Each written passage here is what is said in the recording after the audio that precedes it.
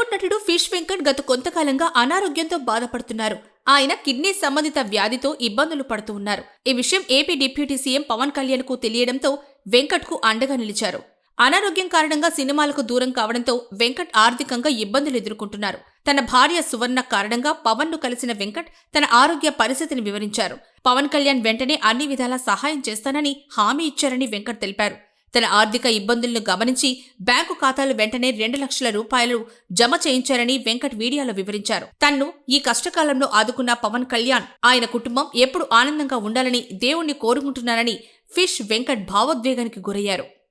Pawan sir దగ్గరికి వెళ్ళి sir ఇట్లా సంగతి సార్ అని చెప్పాను. ఇమీడియట్ గా స్పందించారు. అన్నాడు, వెంకట్ గారు ఏం కావాలో చెప్పండి, నా తరపు నుంచి నేను చేయాలన్నా, ఇంకా ఏం ఎట్లా ఏం ఫికిర్ చేయకు, నేను చేపిస్తా, నీ కిడ్నీ ప్రాబ్లం మొత్తం తీపిస్తా, నీకెందుకు కూర్చోండి అని చెప్పి కూర్చోబెట్టి డబ్బు నా బ్యాంకులో వేయించాడు. ఆయనకు పాదాభివందనాలు. ఆయన కుటుంబ సభ్యులు అందరూ సుఖ సంతోషాలతో ఉండాలి ఆ భగవంతుని వేడుకుంటూ